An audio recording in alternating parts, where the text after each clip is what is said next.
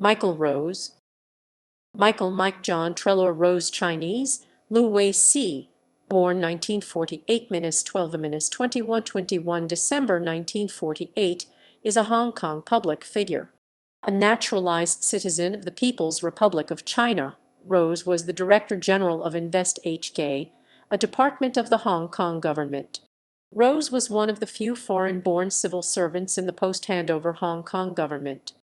He is best known for having negotiated the Hong Kong Disneyland deal on behalf of the government in November 1999, in which the government became the park's largest shareholder. He thus received the nickname Mickey Rowse, an allusion to the Disney character. Rowse then set up InvestHK and was appointed its Director General on 1 July 2000. As head of the agency, he became involved in Harbour Fest, an event to promote Hong Kong in the aftermath of the SARS outbreak in 2003, which became a topic of controversy due to its cost overruns. Career. Rowse was born to a lower-class family in England. He and a friend developed plans to travel the world. His friend backed out. At the age of 23, and living in Isleworth at the time, Rowse set off overland in August 1971. He got first stuck in Bangkok, where he worked for several months officially as a secretary in a certain Atlanta club, which was in fact a low-budget guest house in Soi 2, Sukhumvit Road, and had originally been registered as a hotel until 1968. Rowse wrote his first articles and letters during this time for English-language Thai newspapers, and was also a proofreader for Max Henn, a well-known German entrepreneur with a fake PhD, who was the founder of this guest house and himself an author of numerous political comments for the then newly founded English-language daily The Nation. The last piece written by Rowse in Bangkok appeared in The Nation in November 1972. Rowse eventually arrived in Hong Kong at the end of 1972, according to the official biography on his homepage. He recounts in an interview with HK Online that upon his arrival, he lived in a 36 square feet 3.3 room in an apartment shared with 3 Indonesian Chinese families.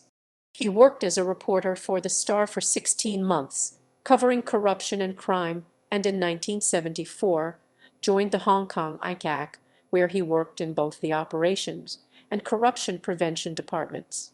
Taking the decision to stay permanently in Hong Kong, he settled down, married, and in 1980 he joined the Hong Kong government as an administrative officer. Rowse was made the first director of the Financial Secretary's Office, a post he occupied from 1997 to 2000 under then Financial Secretary Donald Tsang. From 1999 to 2000 he was the first Commissioner for Tourism. In November 1999, Rowse negotiated the Hong Kong Disneyland Resort deal on behalf of the government, in which the government became the park's largest shareholder. He then set up InvestHK and was appointed its Director General on 1 July 2000. As head of the agency, he became involved in Harbour Fest, an event to promote Hong Kong in the aftermath of the SARS outbreak in 2003, which became a political scandal. Harbour Fest controversy. The Harbour Fest was a government underwritten event in late 2003 as part of a $1 billion program to revive the economy after SARS. It was organized by InvestHK in collaboration with the American Chamber of Commerce.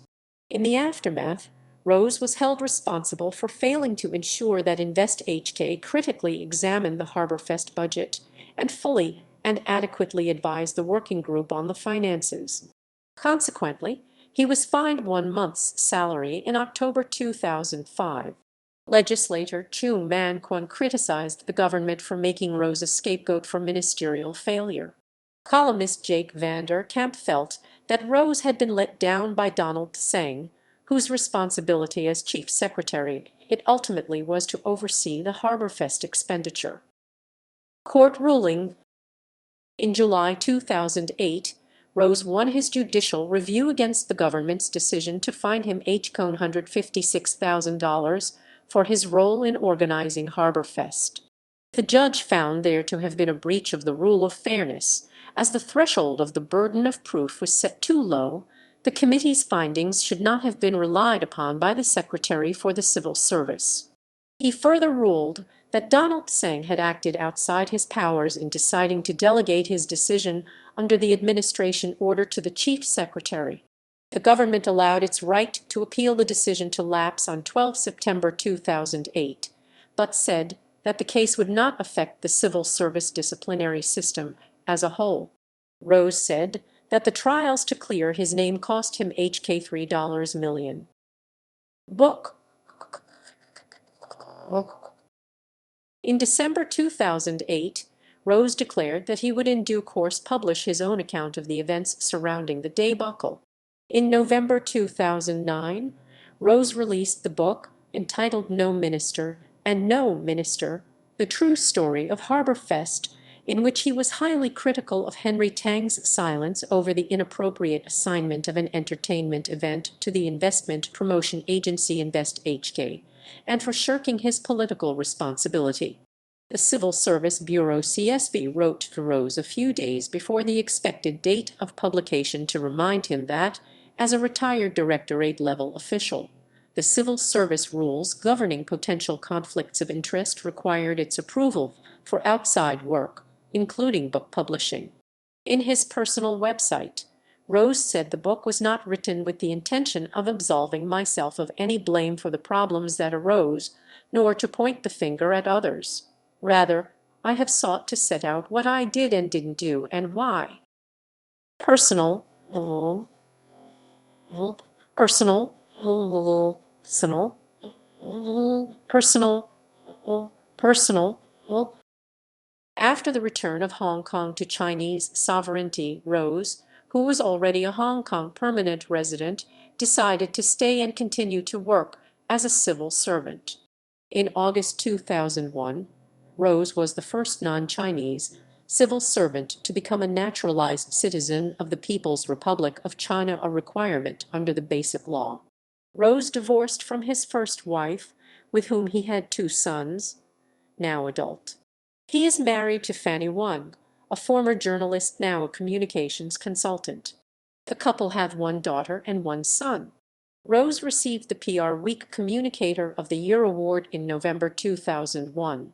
In May 2010, Rowse became a search director at recruitment specialist Stanton Chase International after receiving CSB clearance.